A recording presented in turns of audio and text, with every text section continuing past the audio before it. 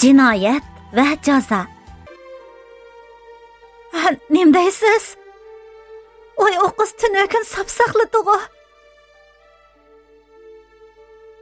Asiya ansiz vaqirg'inicha onasini kutmay, sapma kash bilanla ko'chaga yugurib chiqib, taksi to'sadi. Uning tumshig'i maqchaygan mashinani yo'lga elib chiqqisi kelmagan edi. Asiya qizini shunchalik yaxshi ko'radi.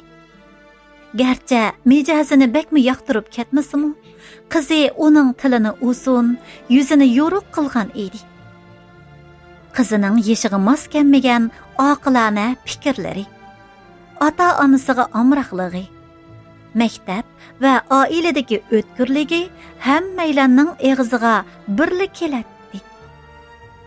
Har yillik ota-onalar yig'inida qizining o'qish natijasi sababli Asiyaga nurg'un ota-onalarning ko'zlari ham hasad, ham havas bilan tikilib ketadi. Mushu bir oy ichida qizi uning sirtqa chiqishiga, kimlar bilandir orlashib, kimlar bilandir birga bo'lib yurganiga bakmo diqqat qiladigan bo'lib qolgan edi. Pat-pat opsi bilan so'qishib, zahardek ochiq gaplar bilan uning yig'irini cho'qiydi. Ma'sum ko'zlaridan yosh to'kib, opsini bos kelmas yo'ldan tortib chiqarmoqchi bo'ladi. Bundaq chaqda Asiya qiziga bakli o'shlik qilgan. Uning otikochiligiga, to'ring gaplariga adovat tutib qolgan edi. Nima degan aqlsizlik ha? Ilgari u kech-kunduz qizi uchun kuyib pishatdi. Qizini o'zining borliq baxti ham kelgusi deb qaraydi. Qachon u sanavatlar bilan eg'iz burun yalishib qoldi. Shu kunidan boshlab u qizi bilan xuddi bir uydagi dushmanlardek chiqishamasli bo'lib ketdi. Qizi ba'zida uningga shunchalik haddidan eshib ketgandek tuyuladi. Qizining o'zini sotlab ketganlarini ko'rganda Asiyaning tishlari qirishib, qizining o'zini tushunmaganiga qattiq g'azabi keladi. Uningcha bo'lsa, qizi onasining turmushidagi zerikishini, ma'nisizlikni, ko'ngilsizlikni, dadasining pamsizligini tushunishi kerak edi. Ammo qizi dadasi uchunla bu dunyoga to'ralgandek, hadisala shu mo'rimas dadasining ketminni chepib, uni qismoqqa oladi. Mana endi u qizining har bir eg'iz gapining, erining har bir eg'iz nasihatining qimmatini to'liq tunib yetdi. Pushaymon qildi. U taqdirdan ilgarigiga o'xshash muloyim, qanoatchan ona, vafodor xotin bo'lishga fursat berishini o'tindi. Afsus, oqshomqi baxtsizlikdan keyin bu fursat kimdir bir tarafidan tatib ilingandek qiladi. Tushuniksiz bir vahima Asiyaga udul qarab, uni qo'rqinishga soladi.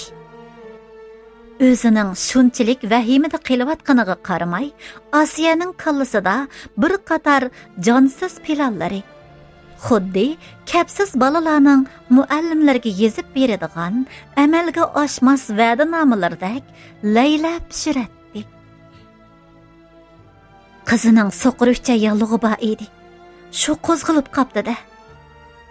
Balkim operatsiya qilinibmi bo'lgandi hozirgacha.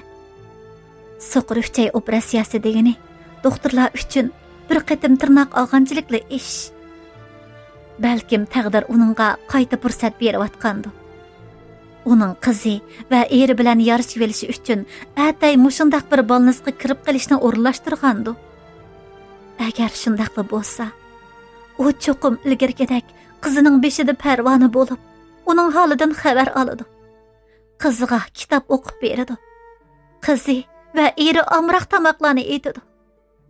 Og'rib yotgan qiziga mehr bilan yegizadi. Holidan xabar oladi. Hatto aqlsizligimni kechiring qizim deb abu so'raydi. Eriga gap ketmaydi. U onasi aytgandek keng qo'soq odam. Qizi uchun bo'lsa-mu, uning har qanday savalligini kechirib etadi. Yana kelib eri uning qilgan atganlarini texib bilgani yo'q. Ham xatolik o'tkazmaydigan odam yo'q-ku bu jahonda. Xatoligini bo'yniga elib, chin yuragidan pushaymon qilsa va qayta sodir qilmasa, turmushi yana asliga qaytadi. Bu qabohatlik qora tushmo o'tib ketadi. U shunday xayollar bilan o'z-o'ziga va'da berib, o'zini aldab, bazlab, doktorxonaning oldi darvozasidala taksidan tushdi. Erining yaqin do'sti bilan ayoli uni saqlab turgandekla darvozaning oldida uchradi. Ularning chiroy ifodasi jiddiy edi. Hadab Osiyaga tasalli beradi. Ular udulla jiddiy qutqizish bo'limiga keldi. Aşı çağda Asiya taki eshik tüviga kelgacha erining bo'g'iq nolisi anglang'icha qizini bakmi oddiy bir kasal, so'qir uchay yoki qo'saq og'riqi, bir tal dora yoki bir qitimliq asmuqul bilan saqayib ketadigan oddiy bir kasal deb o'ylagan edi. Qizidan ayrilib qilishni bo'lsa, u zinhar xiyol qilmaydi. Canım kızım, Alida, ko'zingizni oching. Menga bir qarang yurak boram. Canım kızım. Erining echinishliq nolisidan Osiyaning put-qo'lida jon qolmadi. Eshik ochiq edi. Bir to'p oq xalatliq doktor sestralarning orasida eri ko'zlari mahkam yumilgan qizining jonsiz tenini quchoqlab, echinishliq nola qilyotdi. Bir sestra qizining burnidagi va barmoqlaridagi jiddiy qutqizish saymonlarini azob ichida asta sug'urib eliyotdi. Alida, sizga nima bo'ldi? Alidaga nima bo'ldi?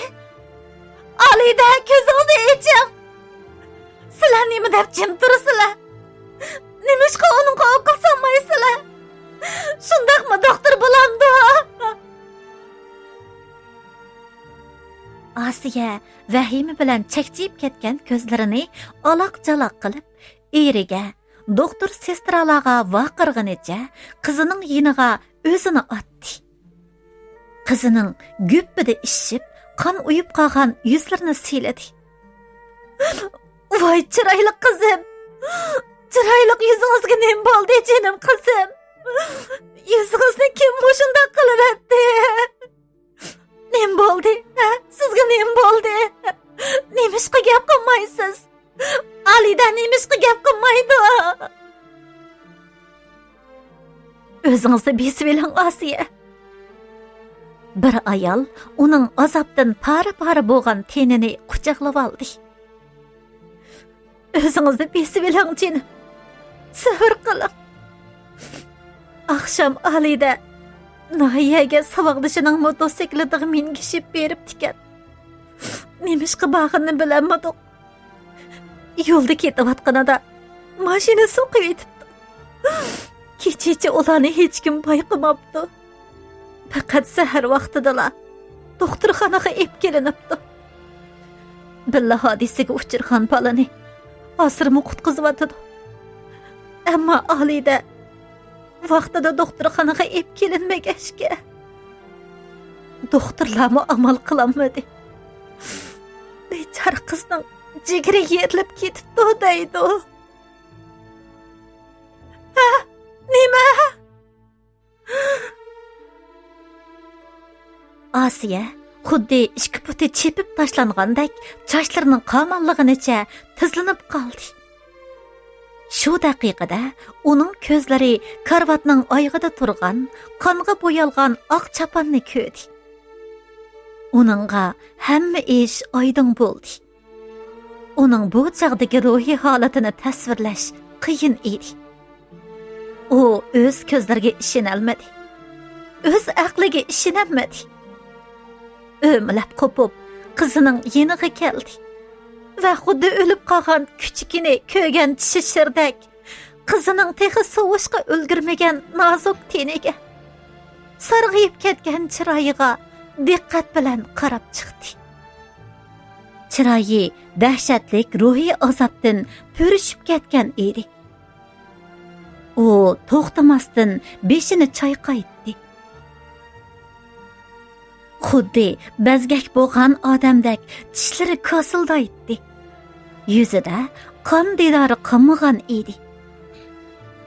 Taqdir uni jazoladi. Uni o'z qo'li bilan qonun va axloqning sotiga topshirib berdi. Faqat jazoningla jinoyatni yengiltalaydigan rahimsiz qurol ekanligini isbotlab berdi. Haqiqatan u o'z qizini so'qib etgan. Qizini qutqizib olishning o'rniga uni o'limning changaliga tashlab berib ketib qolgan edi. Mubada u oqsham jinoyatini yo'shirishga emas, jon qutqizishga, o'zi sodir qilgan xatoligiga to'g'ri qarashga yuzlanadigan bo'lsa edi. Hech bo'lmasa, qizi bu holda jon bermagan bo'ladi. Asiyaning ko'kragidan ya oq urg'anga, ya ulug' kichik tinğanga o'xshamaydigan bo'g'uq sado etilib chiqdi. Taqdir. Men nima qilib qo'ydim? Nimishqa meni emas, qizimni jazolading? Adil bo'lsang, shu holda mening jinimni og'in. Qizimni yashig'ila qo'y. Alida, qizim. Men sizni nobud qildim. Jinim qizim.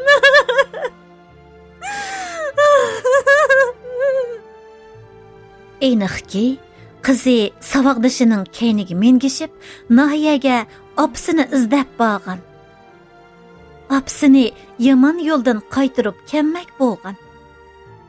Bechora qiz opsini hech yerdan topolmay qaytib kelayotganida, tuturuqsiz hissiyotning qurboni bo'lgan aqlsiz opsi tarafidan so'qib etilgan. Asiya bu voqeani oqshom nemishqa onqiramadi, nemishqa sezamadi.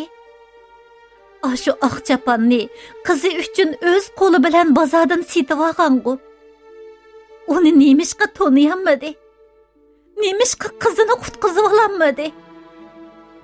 U hech bo'lmasa qizining sovib ketgan qo'llarini olqiniga elib, oxirgi nafsigacha uning ko'zlariga talmirishi, onalik mehri bilan qizining ruhidan o'limning dahshatini ko'tarib etishi lozim emasmidi? Yo'q. Bundoq bo'lishi mumkin emas, mumkin emas. Alida, ko'zingizda echingga qo'ysam, meni bundoq jazolamang. O'limingiz orqali meni dog'u hasratda qo'ymang, tatli qizim.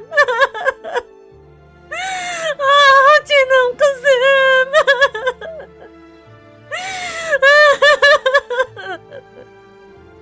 Echinishliq bu nida uning yurak bag'ridan etilib chiqdi. O'zingizni tutib oling, Asiya, sabr qiling. Uning qulqiga hech kimning gapi kirmaydi. Erining, onasining, yaqin yo'riqlarining yig'i ovozini anglayolmaydi. U oqibatning qandoq bo'ladiganligini mo'ljallamadi, dangsab boqmadi. Faqat o'zi o'tkazgan jinoyatning salmoqini his qildi. U chin dilidan pushaymon qilib yig'laydi. Hayot, menga nimishqa erkinlik ato qilding? Nimishqa meni meyib, gaz yoki g'ach qilib jazolamading? Mening aqlli qizim. Bechora qizim. Jinim qizim.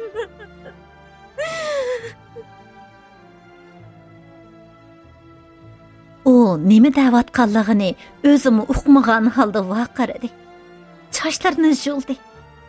va demini siqib ketayotgan ko'ynikining yoqisini jart qilib jitavatdi.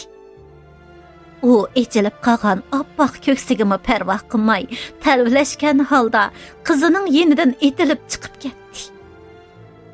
Uning qadam tovushlari, vaqirash jaqirashlari, saranglardek qaqaqlab alamlik kulishlari bino ichida xuddi shunliqning sadosidek anglanatdi. Voy, uni tutib yilinglar, bechora.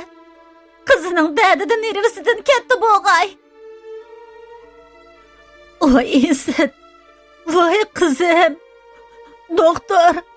Doktor, qizimni tinchlantiringlar. Asiya, undaq qilma. Asiya, sana nim bo'ldi? Qizimiz bu yerda bor. Man qara, qizimiz bu yerda.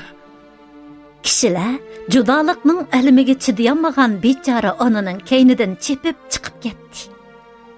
Alidaning suvishga ulgurmagan beshida Asiyani tuniydigan bir necha qitim ko'ngil echish so'rovlarga ishtirok qilgan satang qo'shnilar xuddi Alidani anglab qolmasin degandek pichirlashib g'ayvat qilishga ulgurishdi. Qo'ynimi, o'chkinimi o'zining putidan osidi degan gap rostkan-a?